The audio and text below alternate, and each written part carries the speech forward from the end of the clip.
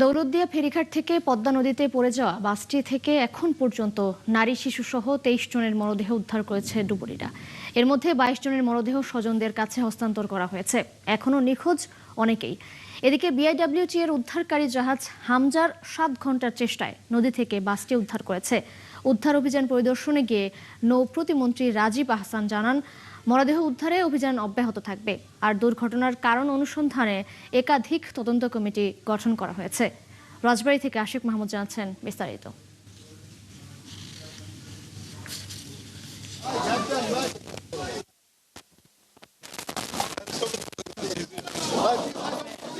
Fit গভীরে এ সময় কয়েকজন গাড়ির জানালা দিয়ে বের হতে পারলেও ডুবে যায় বেশিরভাগ যাত্রী।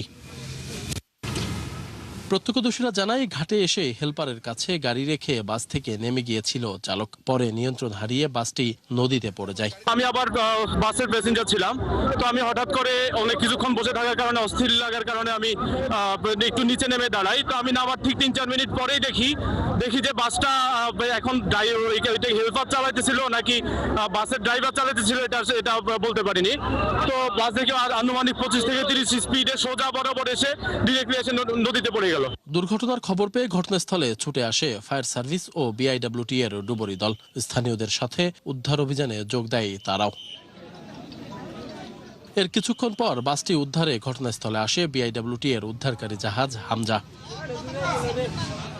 রাত যত গভীর হতে থাকে, উদ্ধারকারী জাহাজের চেষ্টায় বাসটি ধীরে ধীরে উপরে উঠতে থাকে। এ সময় বেরিয়ে আসতে থাকে একের পর এক মরদেহ। স্বজনদের আহাজারিতে ভারী হয়ে ওঠে পদ্মার পার।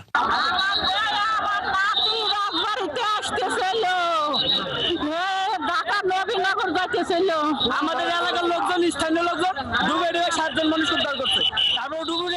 উদ্ধারকারী জাহাজ হামজার 7 ঘন্টার চেষ্টায় রাত 12:30টার দিকে বাসটি তুলে আনা হয় পদ্মার পাড়ে। তখনও সেখানে নিখোঁজদের স্বজনদের আহাজারি।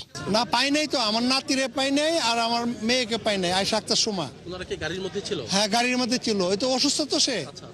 যোগাযোগ নাই আর? না, যোগাযোগ, সে তো গাড়ি তলেই গেছে, জামাই তো ছিলই এখানে। রাত 11টার দিকে বিআইডব্লিউটি এর ঊর্ধ্বতন কর্মকর্তাদের সাথে নিয়ে ঘটনাস্থলে আসেন নৌ পরিবহন প্রতিমন্ত্রী রাজীব আহসান। বলেন, দুর্ঘটনার কারণ অনুসন্ধানে একাধিক তদন্ত কমিটি গঠন করা হয়েছে। আগের মতোই ক্লিন। লাশগুলো দাফন করার জন্য জেলা প্রশাসন থেকে একটা আমরা 25,000 টাকা করে শুধুমাত্র দাফন করার জন্য, আর ইনস্ট্যান্ট মানে একেবারে প্রাথমিকভাবে আহত কেউ থাকলে তাকে 15,000 টাকা করে সহায়তা দেওয়া হবে। নিহতদের দাফন কাফনের জন্য সরকার তাৎক্ষণিকভাবে 25,000 টাকা দেওয়ার ঘোষণা দিয়েছেন। সেই সাথে নিহতের পরিবারের স্থায়ী পুনর্বাসনের পরিকল্পনার কথাও জানিয়েছেন মন্ত্রী। যে মানুষগুলো আমাদেরকে ছেড়ে চলে গেছেন তাদেরকে সেই সংখ্যাটা পরিপূর্ণভাবে যখন আমরা নিরূপণ করতে পারবো, তখন তাদেরকে আমরা সবাই মিলে আমরা পরিবারগুলোকে স্থায়ী পুনর্বাসনের সর্বোচ্চ চেষ্টা করব। নিখোঁজদের সন্ধান না পাওয়া পর্যন্ত অভিযান অব্যাহত থাকবে বলেও জানান তিনি। প্রায় অর্ধশত মানুষের জীবন হেলপারের হাতে তুলে দিয়ে বাস থেকে নেমে গিয়েছিলেন চালক। আর হেলপার এই বাসটি ফেরিতে তুলতে গিয়ে সরাসরি ফেলে দেয় পদ্মা নদীতে। আর এতেই প্রাণহানি হয়েছে বহু মানুষের, যা আবারও চোখে আঙুল দিয়ে দেখিয়ে দিয়েছে পরিবহন খাতে আমাদের কি চরম অব্যবস্থাপনায় না রয়েছে। আর কত মানুষের প্রাণহানি হলে এই সড়ক এবং পরিবহন খাতের অব্যবস্থাপনা দূর হবে, সেটি এখন দেখার অপেক্ষা। আশিক মাহমুদ, 71, দৌলতদিয়া ফেরিঘাট, রাজবাড়ী। রাজবাড়ীর দৌলতদিয়া ঘাটে ফেরিতে ওঠার সময় নদীতে পড়ে যাওয়া বাস ও নিখোঁজ যাত্রীদের বিষয়ে সবশেষ খবর জানাতে আমাদের সাথে যুক্ত হচ্ছেন সহকর্মী আশিক মাহমুদ।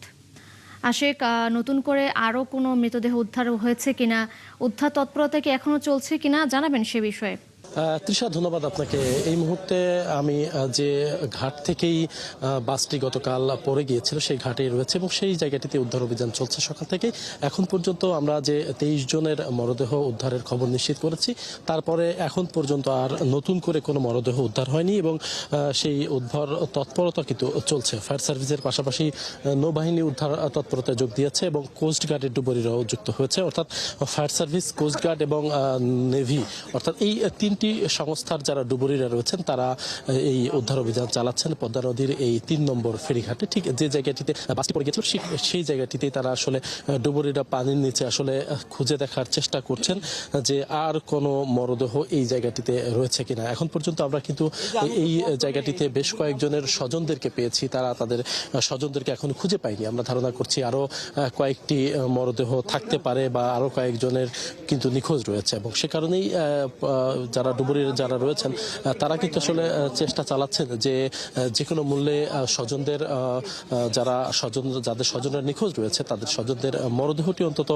বুঝিয়ে দেওয়া যায় বা মরদেহটি যদি উদ্ধার করা যায় সেই প্রচেষ্টা কিন্তু চলছে, গতকাল থেকেই চলছে, এবং ভোরের দিকে কিছুটা বিরতি দিয়ে আবার সেই উদ্ধার অভিযান শুরু হয়েছে। ডুবুরিরা কিন্তু বেশ কয়েকজন ডুবুরি ইতিমধ্যে তারা লাইফ সাপোর্ট এবং অক্সিজেন নিয়ে তারা পানির নিচে রয়েছেন, এবং আরও কয়েকজনকে আমরা দেখতে পাচ্ছি তারাও আসলে পানির নিচে যাচ্ছেন এবং তারা চেষ্টা চালাচ্ছেন সর্বোচ্চটা দিয়ে যে যাতে করে এখন পর্যন্ত যারা নিখোঁজ রয়েছে তাদের অন্তত মরদেহটা যেন উদ্ধার করা যায় সেই চেষ্টা কিন্তু অব্যাহত রয়েছে। এবং কিছুক্ষণ আগেই কোস্টগার্ডের যারা ডুবুরি তারা আসলে যুক্ত হয়েছে এবং এর পাশাপাশি নেভির যারা ডুবুরি তারা এই কাজে যুক্ত হয়েছে। একটু জানাতে চাই, জাহাঙ্গীর এবং উজ্জ্বল নামের দুইজন এখন পর্যন্ত নিখোঁজ রয়েছেন। তার স্বজনরা আমাদেরকে জানিয়েছেন যে তারা তাদের সেই স্বজনকে এখন পর্যন্ত ফিরে পাননি।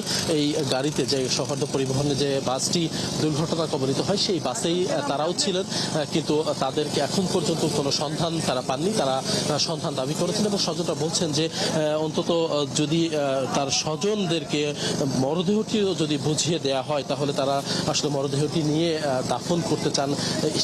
এই শেষ ভরসাটা নিয়েই কিন্তু এখানকার যারা মানুষ অর্থাৎ যারা স্বজন হারানো মানুষ তারা কিন্তু এই পদ্মার পাড়ে ভিড় করেছে। আমরা ভোর থেকেই দেখছি পদ্মার পাড়ে কিন্তু অসংখ্য উৎসুক জনতার যেমন ভিড় রয়েছে, উৎসুক মানুষের ভিড় রয়েছে, পাশাপাশি যারা স্বজন হারানো মানুষ যাদের স্বজন এখন পর্যন্ত নিখোঁজ রয়েছে তারাও কিন্তু পদ্মার পাড়ে ভিড় করছেন এবং তারা জানার চেষ্টা করছেন যে তাদের স্বজনের ভাগ্যে আসলে কি ঘটেছে।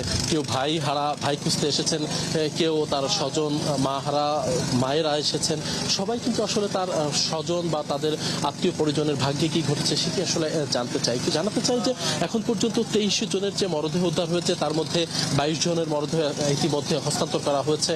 আরও যদি কোনো মরদেহ উদ্ধার হয় অর্থাৎ ডুবুরিরা যে চেষ্টা চালিয়ে যাচ্ছেন যে আরও যদি কোনো মরদেহ উদ্ধার করা সম্ভব হয় সেটিও আসলে স্বজনদের কাছে যদি বুঝিয়ে দেওয়া যায় সেই প্রচেষ্টা কিন্তু অব্যাহত রেখেছে ডুবুরিরা। আমরা গতকাল যেমনটি দেখেছিলাম যে আসলে মন্ত্রী নৌপরিবহন প্রতিমন্ত্রী রাজীব হাসান বলেছিলেন যে যতক্ষণ পর্যন্ত নিখোঁজদের সন্ধান পাওয়া না যাবে ততক্ষণ পর্যন্ত উদ্ধার অভিযান চলবে, এবং ফায়ার সার্ভিসের পক্ষ থেকেও জানানো হয়েছে যতক্ষণ পর্যন্ত এই মরদেহ উদ্ধার সম্পূর্ণ না হবে ততক্ষণ পর্যন্ত তারা এই উদ্ধার অভিযান চালিয়ে যেতে চায়। সেটা আসলে এই ছিল এখনকার মতো সর্বশেষ। পরবর্তীতে উদ্ধার অভিযানে যদি আরও কোনো মরদেহ পাওয়া যায় বা যদি কোনো তথ্য থাকে নিশ্চয়ই আপনার মাধ্যমে দর্শকদের জানানোর চেষ্টা করব। নিশ্চয়ই আমরাও আপনার সঙ্গে আবারও যুক্ত হব। আশিক মাহমুদ, ধন্যবাদ আপনাকে যুক্ত হওয়ার জন্য। দর্শক, রাজবাড়ীর দৌলতদিয়া ঘাট থেকে যুক্ত ছিলেন আমাদের সহকর্মী আশিক মাহমুদ।